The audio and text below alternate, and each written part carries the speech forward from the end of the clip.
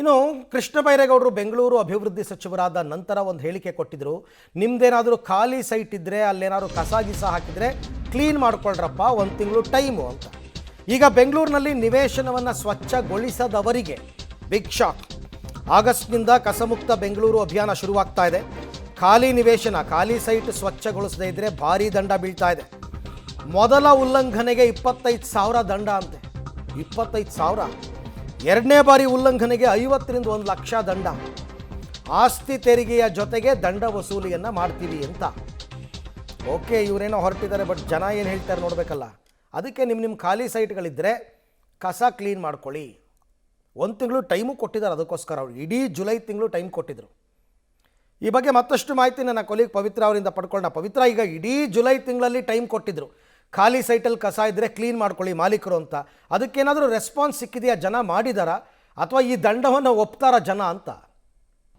ಅರವಿಂದ್, ದಂಡದ ಮೊತ್ತವನ್ನ ನೋಡ್ತಾ ಇದ್ರೆ ಜನ ಬಹುಶಃ ಗಾಬರಿಯಾಗಿ ಸ್ವಚ್ಛವನ್ನ ಮಾಡಬಹುದು ಅಂತ ಅನಿಸುತ್ತೆ. ಬೆಂಗಳೂರಿನಲ್ಲಿ ಅದು ಕೂಡ ಒಂದು ದೊಡ್ಡ ಮಟ್ಟದ ಸಮಸ್ಯೆ. ಖಾಲಿ ನಿವೇಶನವನ್ನ ಹಾಗೆ ಬಿಡ್ತಾರೆ, ಅಲ್ಲಿ ಯಾರೋ ಬಂದು ಕಸವನ್ನ ಹಾಕ್ತಾರೆ, ಅದನ್ನ ಸ್ವಚ್ಛಗೊಳಿಸೋದಿಲ್ಲ. ಅಕ್ಕಪಕ್ಕದ ಮನೆಯವರೆಗೂ ಕೂಡ ಸಮಸ್ಯೆ ಆಗ್ತಾ ಇದೆ. ಸೊ ಹಾಗಾಗಿ ಮೊದಲ ಉಲ್ಲಂಘನೆಗೆ 25,000, ಎರಡನೆಯ ಉಲ್ಲಂಘನೆಗೆ ಹಂತ ಹಂತವಾಗಿ 50,000ದಿಂದ 1 ಲಕ್ಷ ದಂಡವನ್ನ ಹಾಕ್ತೀವಿ ಅಂತ ಹೇಳಿದ್ದಾರೆ. ಬಟ್ ಆಗಸ್ಟ್ 15th ವರೆಗೂ ಕೂಡ ಅವರಿಗೆ ಸಮಯ ಇದೆ. ಅದುವರೆಗೆ ಅವರೇ ಸ್ವಚ್ಛಗೊಳಿಸಬೇಕು.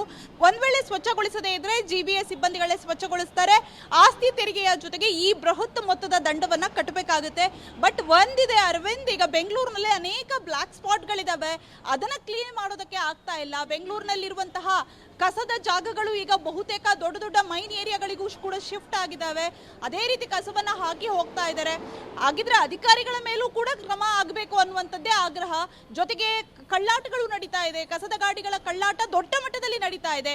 ಆಟೋಗಳು ಫೀಲ್ಡ್ಗೆ ಇಳಿಯದೆ ನಾವು ಹೋಗಿದ್ದೀವಿ ಅಂತ ಹೇಳ್ತಾ ಇದ್ದಾರೆ. ಟಿಪ್ಪರ್ ಗಾಡಿಗಳು ಕರೆಕ್ಟ್ ಆಗಿ ಫೀಲ್ಡ್ಗಳಿಗೆ ಹೋಗ್ತಾ ಇಲ್ಲ, ಬಟ್ ಲೆಕ್ಕವನ್ನ ಕೊಡ್ತಾ ಇದ್ದಾರೆ, ದುಡ್ಡನ್ನ ತೆಗೆದುಕೊಳ್ತಾ ಇದ್ದಾರೆ. ಇದಕ್ಕೂ ಕೂಡ ಕಡಿವಾಣ ಹಾಕಬೇಕಾಗಿದೆ.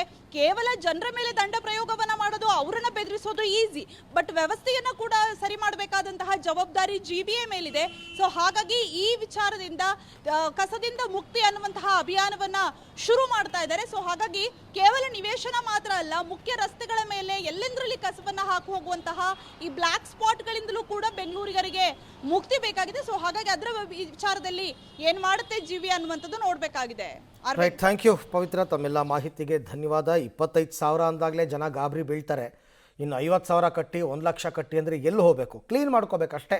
ಅವ್ರವ್ರ ಖಾಲಿ ಸೈಟ್ ಅವ್ರು ಕ್ಲೀನಾಗಿ ಇಟ್ಕೋಬೇಕು.